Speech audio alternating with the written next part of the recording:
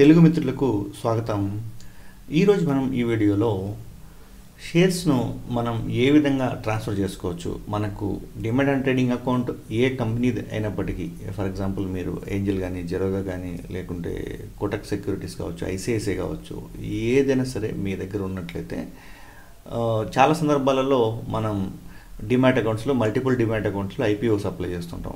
So IPOs apply చేసిన వాటిని మనం ఫర్ ఎగ్జాంపుల్ లాసెస్లో ఉన్నప్పటికీ, లేకుంటే ఫర్దర్ క్యారీ ఫార్వర్డ్ చేయాలి, ఒక 3-4 డిమాట్ అకౌంట్లో మనం అప్లై చేసాము.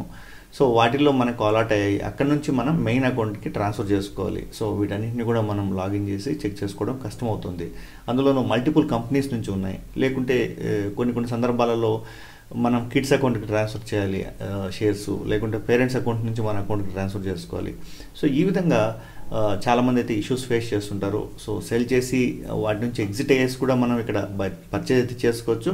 అయితే డైరెక్ట్గా ట్రాన్స్ఫర్ చేసుకున్నట్లయితే మనకు సేమ్ స్టాక్స్ మనకి అవైలబుల్లో ఉంటాయి. మన దగ్గర వచ్చే సేమ్ క్వాంటిటీని మనం ట్రాన్స్ఫర్ చేసుకోవచ్చు. మనం చాలా ఈజీగా వీటిలో నుంచి స్టాక్స్ని మన డిమాట్ అకౌంట్కి బదిలీ చేసుకోవచ్చు. అది ఏ విధంగా అన్నది మనం పూర్తిగా చూద్దాం. అయితే డిమాట్ అకౌంట్ నుంచి ట్రాన్స్ఫర్ చేసుకోవడానికి ముందుగా మనం సిడిఎస్ఎల్లో రిజిస్టర్ చేసుకోవాలి. మన డిమాట్ అకౌంట్ నెంబర్ కావచ్చు, అలాగే పాన్ డీటెయిల్స్, ఇవన్నీ కూడా మనం ఇక్కడ రిజిస్టర్ చేసుకొని మనం లాగిన్ ఐడిని ముందుగా క్రియేట్ చేసుకోవాలి. సో ఆల్రెడీ నేను లాగిన్ ఐడిని అయితే క్రియేట్ చేసుకున్నాను. సో ఇక్కడ ఇచ్చినటువంటి ఈ పేజ్లో నేను డిస్క్రిప్షన్లో ఈ లింక్ కూడా ఇవ్వడం అయితే జరుగుతుంది. సో ఈ పేజ్లో మీరు కంప్లీట్ ఇన్ఫర్మేషన్ ఇచ్చేసి ఇక్కడ క్లిక్ చేసి వీటిని రిజిస్టర్ చేసుకోండి. ఇక్కడ ఓటీపీ అయితే జనరేట్ అవుతుంది, అలాగే ఈమెయిల్ కూడా ఓటీపీ వస్తుంది. వాటన్నింటిని డీటెయిల్స్ కూడా ఇచ్చేసి ఇక్కడ రిజిస్టర్ చేసుకున్నట్లయితే రిజిస్ట్రేషన్ సక్సెస్ఫుల్ వచ్చేసి మీకు ఈమెయిల్ ఐడికి అలాగే మొబైల్ నెంబర్కి సక్సెస్ఫుల్ కన్ఫర్మేషన్ ఈమెయిల్ ఐడితో వస్తుంది. సో వచ్చిన తర్వాత ఇక్కడ మనం లాగిన్ చేయొచ్చు.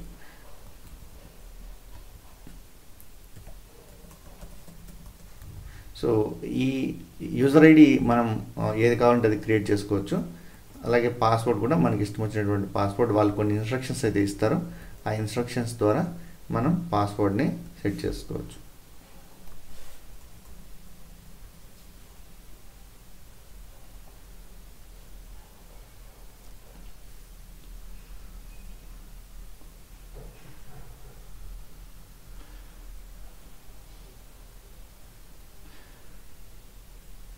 సో లాగిన్ చేసిన వెంటనే మనకి ఓటీపీ అయితే జనరేట్ అవుతుంది. ఓటీపీ పాస్వర్డ్ ఎంటర్ చేసినంత మాత్రాన మనం డైరెక్ట్గా లాగిన్ చేయలేం, ఓటీపీ జనరేట్ అవుతుంది. సో ఓటీపీని కూడా మనం ఇక్కడ ఎంటర్ చేయాల్సి ఉంటుంది.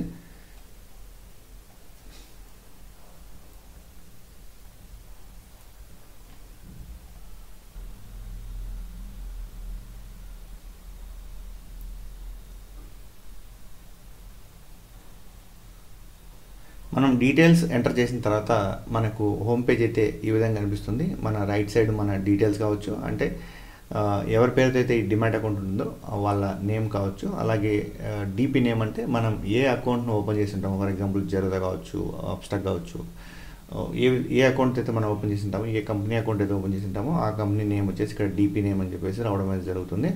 అలాగే కేటగిరీ, అలాగే బీఓఐడి, ఇవన్నీ కూడా మనకి రావడం అనేది జరుగుతుంది. అయితే ఇప్పుడు మనం ఏ విధంగా చేసుకోవాలి, ఏ విధంగా మనం ట్రాన్స్ఫర్ చేసుకోవాలనేది చూద్దాం. ఇక్కడ ట్రాన్సాక్షన్స్లోకి వెళ్ళేసి ఫస్ట్ సెటప్లోకి వెళ్ళాలి.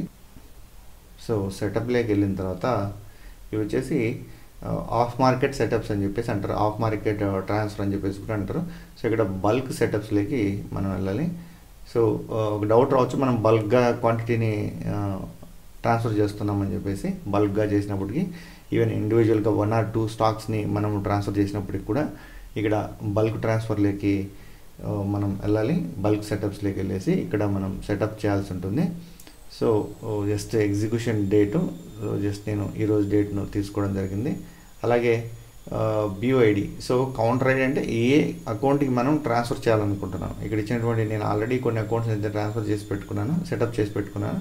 సో ఏ అకౌంట్ని మనం ట్రాన్స్ఫర్ చేయాలి అనేది చూసినట్లయితే నేను వచ్చేసి ఇక్కడ వచ్చేసి ఒక అకౌంట్ని సెలెక్ట్ చేయడం జరుగుతుంది. ఇన్ కేసు వచ్చేసి మీరు ఇక్కడ యాడ్ చేసుకోవాలనుకుంటే ఈ ట్రాన్సాక్షన్స్లోకి వెళ్ళేసి ఇక్కడ నుంచి మీరు వచ్చేసి బీఓ లింకింగ్ అని చెప్పేసి ఇక్కడ బీఓ లింకింగ్ సెటప్ నుంచి మీరు యాడ్ చేసుకోవచ్చు. అంటే ఏ అకౌంట్కి అయితే మీరు ట్రాన్స్ఫర్ చేయాలనుకుంటున్నారో ఆ అకౌంట్ డీటెయిల్స్ ఇక్కడ నుంచి మీరు యాడ్ చేసుకోవచ్చు. సో యాడ్ చేసుకున్నట్లయితే ఆ అకౌంట్స్ అన్నీ కూడా, ఏ అకౌంట్స్ అయితే మనం యాడ్ చేస్తామో ఆ అకౌంట్స్ అన్నీ కూడా ఇక్కడ మనకు అపియర్ అవుతాయి. సో అపియర్ అయిన తర్వాత మనం ఇక్కడ నుంచి ట్రాన్స్ఫర్ చేసుకోవచ్చు. సో ఇక్కడ వచ్చేసి కౌంటర్ BYD ఏ అకౌంట్కి నేను ట్రాన్స్ఫర్ చేయాలనుకుంటున్నాను ఆ అకౌంట్ వచ్చేసి నేను BYDని సెలెక్ట్ చేశాను. అలాగే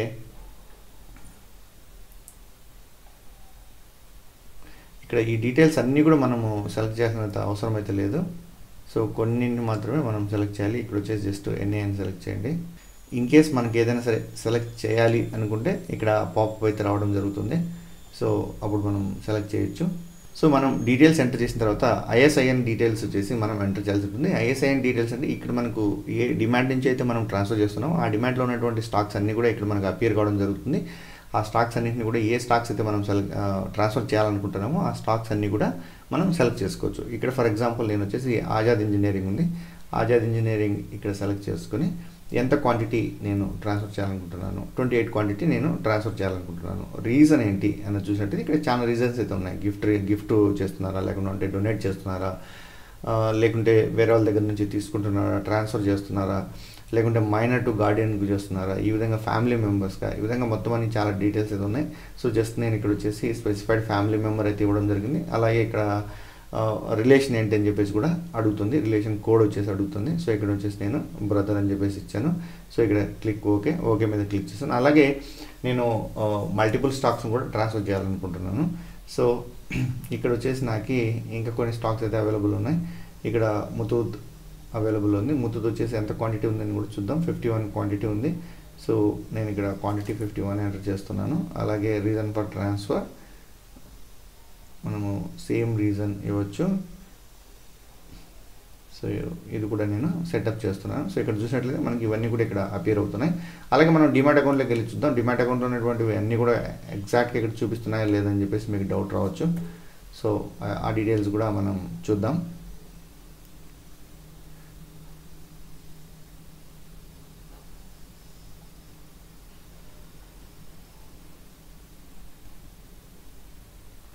సో ఇక్కడ ఓకే మీద క్లిక్ చేద్దాం. సో ఇప్పుడు మనం డిమాట్ అకౌంట్లోకి వెళ్ళేసి అక్కడ నుంచి ఈ స్టాక్స్ అన్నీ కూడా మన డిమాట్ అకౌంట్లో ఉన్నాయా లేవా అని చెప్పేసి మనం చూద్దాం. ఇక్కడ మనం రీజన్ చూసినట్లయితే ఇవన్నీ కూడా కోడ్స్లో డిస్ప్లే అయింది. మనం ఏదైతే సెలెక్ట్ చేసామో దాన్ని బేస్ మీదుగా ఇక్కడ కోడ్స్లో సెలెక్ట్ కావడం అయితే జరుగుతుంది. ఇప్పుడు నేను డిమాట్ అకౌంట్ ఓపెన్ చేసి సో దాంట్లో మనకు వచ్చేసి ఈ స్టాక్స్ ఉన్నాయా లేదని చెప్పేసి ఇంకా వేరే స్టాక్స్ ఏమైనా ఉన్నాయి ఇక్కడ ఏమైనా తప్పగా నెంబర్ చూపిస్తున్నాయని కూడా ఒకసారి మనం ఎంక్వైరీ చేద్దాం. ఒకసారి మనం హోల్డింగ్స్ని గమనించినట్లయితే ఇక్కడ ఉన్నటువంటి హోల్డింగ్స్ గమనించినట్లయితే ఇక్కడ వచ్చేసి ఆజాద్ ఇంజనీరింగ్ 28 ఉన్నాయి. అలాగే హుండాయ్ 7 షేర్స్ ఉన్నాయి. అలాగే ముతూత్ వచ్చేసి మనకి 51 షేర్స్ అయితే ఇక్కడ అవైలబుల్ ఉన్నాయి. సేమ్ స్టాక్స్ ఇక్కడ కూడా మనకు చూపిస్తున్నాయి. CDSLలో మనకు చూపిస్తున్నాయి. మనం ఆల్రెడీ బల్క్ సెటప్ చేయడం జరిగింది. సో సెటప్ చేసిన తర్వాత వీటిని సబ్మిట్ చేసి వెరిఫికేషన్ చేయాల్సి ఉంటుందన్నమాట. సో వీటిని వచ్చేసి నేను సబ్మిట్ చేస్తున్నాను. The settlement transaction, the temporary setup transaction IDs please verify and comment the same before cut off time. So ఇక్కడ నాకు కొన్ని ఐడీస్ అయితే జనరేట్ అవ్వడం జరిగింది. ట్రాన్సాక్షన్స్ ఐడీస్ అయితే జనరేట్ కావడం జరిగింది. నేను ఓకే మీద క్లిక్ చేశాను. ఇప్పుడు మనం వెరిఫికేషన్ చేయాల్సి ఉంటుంది. జస్ట్ నేను వెరిఫికేషన్ మీద క్లిక్ చేసినట్లయితే వెరిఫికేషన్కు ఇక్కడ మనకు OTP అథెంటికేషన్ అయితే ఇవ్వాల్సి ఉంటుంది. ఇక్కడ నేను ఓకే మీద క్లిక్ చేశాను. సో ఇవన్నీ కూడా నేను సెలెక్ట్ చేసుకొని సో కమిట్ చేసినట్లయితే ఇప్పుడు మళ్ళీ నాకు OTP అయితే జనరేట్ అయింది. సో కొన్ని సందర్భాల్లో ఈ OTP రావడానికి కొంచెం లేట్ కూడా అయ్యేదానికి అయితే స్కోప్ అయితే ఉంటుంది. జస్ట్ వెయిట్ చేయండి. ఫ్రీక్వెంట్గా జనరేట్ అవుతాయి. అయితే కొన్ని సందర్భాల్లో ఈ OTPs కొంచెం టైం తీసుకోవచ్చు. మేబీ ఒక 15-20 సెకండ్స్ కూడా తీసుకోవచ్చు. దానికి మళ్ళీ మీరు రీజనరేట్ అని చెప్పేసి అయితే క్లిక్ చేయొద్దు. ఇక్కడ OTP అయితే ఎంటర్ చేశాను. నేను సబ్మిట్ చేస్తున్నాను. అలాగే పిన్ ఎంటర్ చేయమని చెప్పేసి ఇది అడుగుతుంది. సో పిన్ని మనం సెటప్ చేసుకోవాల్సి ఉంటుంది. CDSL పిన్ అని చెప్పేసి దీనికి సంబంధించినటువంటి లింక్స్ కూడా నేను మీకు డిస్క్రిప్షన్లో అయితే ఇవ్వడం జరుగుతుంది.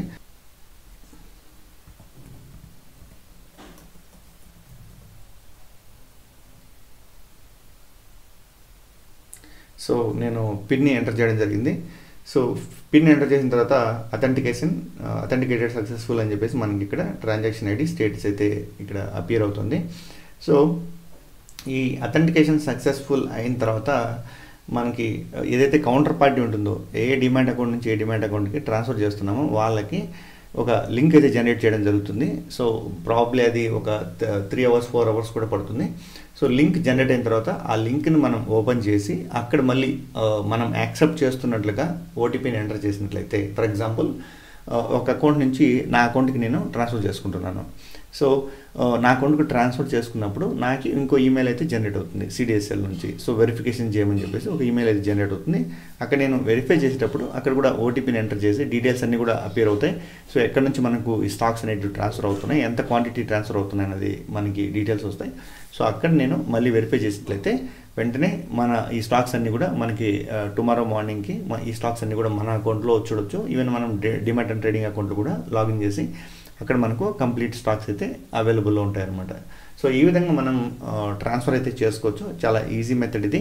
అయితే దీనికి కూడా కొంతవరకు నామినల్ ఛార్జెస్ అయితే ఉంటాయి.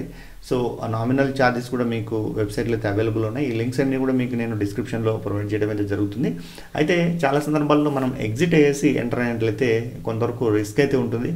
అలాగే స్టాక్స్ మళ్ళీ హోల్డింగ్లోకి రావడానికి టైం అయితే పడుతుంది. కొన్ని సందర్భాల్లో మనకి ఏవైతే డివిడెండ్స్ కానీ ఇలాంటివి కూడా మిస్ అయ్యేదానికి స్కోప్ అనేది ఉంటుంది. సో ఈ విధంగా ట్రాన్స్ఫర్ చేసుకోవడం అనేది ఈజీ మెథడ్ అని చెప్పుకోవచ్చు. ఇన్ కేస్ మనం ఎగ్జిట్ చేసి మనము కంప్లీట్గా స్టాక్స్ని ఎన్కాష్ చేసుకోవాలన్నట్లయితే మనం ఆలోచించాల్సిన అవసరం లేదు, జస్ట్ ఎగ్జిట్ అయిపోవచ్చు. ఇన్ కేస్ మనం ట్రాన్స్ఫర్ చేసుకోవాలి, చాలా సందర్భాల్లో ఏం చేస్తుంటారంటే కొత్త డిమాట్ అకౌంట్స్ తీస్తుంటారు. సో ట్రాన్స్ఫర్ చేసుకోవడానికి ఎక్కువగా ప్రిఫర్ చేస్తుంటారు, ఉన్నటువంటి స్టాక్స్ని వేరే డిమాట్ అకౌంట్లో ట్రాన్స్ఫర్ చేసుకోవాలని చెప్పేసి చూస్తుంటారు. అలాగే వీటన్నిటిని ఎగ్జిట్ అయ్యేసి ఇంకో డిమాట్ అకౌంట్లో కొన్నట్లయితే రిస్క్ అని చెప్పేసి చాలామంది భావిస్తుంటారు. అలాంటి సందర్భాల్లో ఈ ఆప్షన్ అయితే యూస్ చేసుకోవచ్చు. సో సిడిఎస్ఎల్ టు సిడిఎస్ఎల్ మాత్రం మనం ట్రాన్స్ఫర్ చేసుకోవచ్చు. మోస్ట్ ఆఫ్ ద కంపెనీస్ సిడిఎస్ఎల్తోనే ఎక్కువగా టైప్ అయి ఉంటాయి. కాబట్టి మనం ట్రాన్స్ఫర్ చేసుకోవడానికి ఎలాంటి ఇష్యూ అయితే ఉండదు. డిస్క్రిప్షన్లో ఇచ్చినటువంటి లింక్స్ ద్వారా demat and trading accounts open చేసుకోవచ్చు. అలాగే డిస్క్రిప్షన్లో ఇచ్చినటువంటి లింక్ ద్వారా మీరు టెలిగ్రామ్ గ్రూప్లో జాయిన్ కాగలరు. తప్పకుండా మీకు ఇన్ఫర్మేటివ్ వీడియోస్ కావచ్చు, ఇన్ఫర్మేషన్ కావచ్చు, ఎప్పటికప్పుడు నేను ప్రొవైడ్ చేస్తుంటాను. Thank you so much for watching this video. అలాగే మన ఛానల్ను తప్పకుండా సబ్స్క్రైబ్ చేసుకోండి. Thank you.